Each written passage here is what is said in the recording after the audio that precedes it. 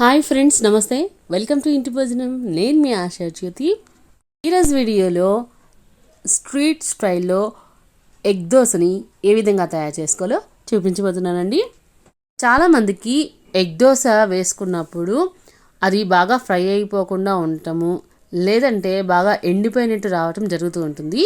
అలాంటివి ఏమీ లేకుండా చాలా ఈజీగా ఎలా తయారు చేసుకోవాలో ఈరోజు వీడియోలో డీటెయిల్డ్గా చూపిస్తానండి. మామూలుగా మనము దోశలు వేసుకోవటానికి 1-2.5 గ్లాసుల చొప్పున మినపప్పుని అలాగే బియ్యాన్ని నానబెట్టుకొని గ్రైండ్ చేసుకొని ఒకరోజు రాత్రంతా పులియబెట్టుకొని పిండిని తయారు చేసుకుంటాం కదా. అయితే ఈ ఎగ్ దోశకి మనము 1-3 గ్లాసుల బియ్యాన్ని వేసుకోవాలి. అంటే 1 గ్లాసు మినపప్పుకి 3 గ్లాసుల బియ్యాన్ని వేసుకొని 4 గంటల సేపు నానబెట్టుకొని గ్రైండ్ చేసుకొని రాత్రంతా పులియబెట్టుకోవాలి. నేను ఇక్కడ పొట్టు మినపప్పుని వాడుకొని దోసపిండిని తయారు చేసుకున్నాను. ఇంకా దోసపిండి మనకి రుచిగా రావాలి అన్నా, కొంచెం క్రిస్పీగా రావాలి అన్నా 1 టేబుల్ స్పూన్ మెంతులు వేసి నానబెట్టుకొని గ్రైండ్ చేసేసుకుంటే చాలా బాగా వస్తాయి. ఇప్పుడు ఇలా తయారు చేసుకున్న పిండితోటి దోశలు ఎలా వేసుకోవాలో చూపిస్తాను. ముందుగా స్టవ్ వెలిగించుకొని ప్యాన్ని పెట్టుకొని వేడి చేసుకున్న తర్వాత దాన్ని సిమ్లోకి టర్న్ చేసుకోవాలి. ఆ తర్వాత ఒక గరిటెతోటి పిండిని తీసుకొని పెనం మీద అంతా కూడా ఈవెన్గా స్ప్రెడ్ చేసుకోవాలి. ఇప్పుడు ఒక కోడిగుడ్డుని తీసుకొని దోశ మీదే పగలు కొట్టుకొని వేసుకోవాలి.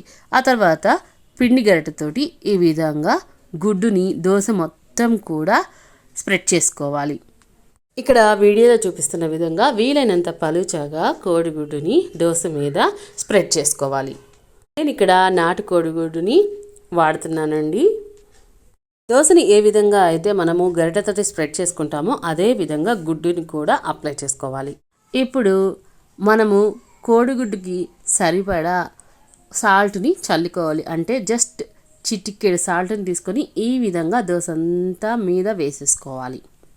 ఇక 1/2 టేబుల్ స్పూన్ వరకు మసాలా కారం లేదా సంబార్ కారం లేదా ప్లెయిన్ కారం, ఈ మూడిట్లో ఏది దొరికినా సరే అండి, ఈ విధంగా దోశ అంతా కూడా చల్లుకోవాలి.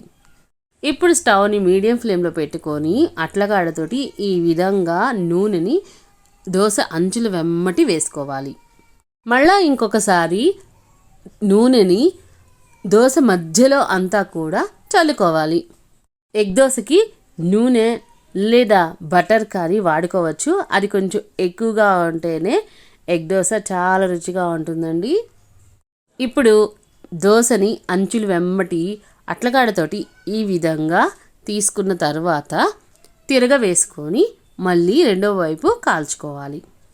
దోశని ఎప్పుడూ కూడా పూర్తిగా కాలిన తర్వాత మాత్రమే అట్లకాడతో తీసుకొని తిరగవేసుకోవాలి.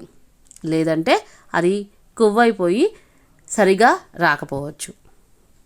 చూడండి, ఇలా రెండో వైపు కూడా వేసేసిన తర్వాత అట్లకాడతోటి దోశ మీద ఈ విధంగా ఒత్తుతూ ఉండటం వల్ల దోశ త్వరగా కాలుతుంది. అలాగే కారం మసాలా వాసన అనేది మనకి చక్కగా వస్తుంది. ఆ స్టేజీలో దోశని మళ్ళీ తిరగవేసుకొని ఈ విధంగా ఫోల్డ్ చేసేసుకుంటే ఎగ్ దోశ అనేది రెడీ అయిపోయింది. ఈ ఎగ్ దోశకి మంచి కాంబినేషన్ చట్నీ ఏంటి అంటే పల్లీల చట్నీ. అంటే వేరుశనగ గుళ్ళను దోరగా వేయించుకొని పొట్టు తీసేసి పచ్చిమిర్చి, చింతపండు, ఉప్పుని కలిపేసేసి మెత్తగా గ్రైండ్ చేసేసుకుంటే మనకి చట్నీ అనేది రెడీ అయిపోతుంది. సరే, ఎంత చక్కగా పల్చగా పర్ఫెక్ట్గా ఎగ్ దోశ అనేది రెడీ అయిపోయింది. మరి మీరు కూడా ఈ టిప్స్ తోటి ఒకసారి ట్రై చేసి చూడండి. మీకు ఎలా కుదిరిందో నా కామెంట్ సెక్షన్లో షేర్ చేసుకోండి. అలాగే వీడియో నచ్చితే మాత్రం తప్పకుండా లైక్ చేసి మీ ఫ్రెండ్స్కి, రిలేటివ్స్కి షేర్ చేయండి. మరి ఇలాంటి రెసిపీస్ని చిన్న చిన్న టెక్నిక్స్ తోటి త్వరగా తయారు చేసుకోవడం కోసం ఇంటి భోజనం ఛానల్ని సబ్స్క్రైబ్ చేసుకోండి. Thank you for watching.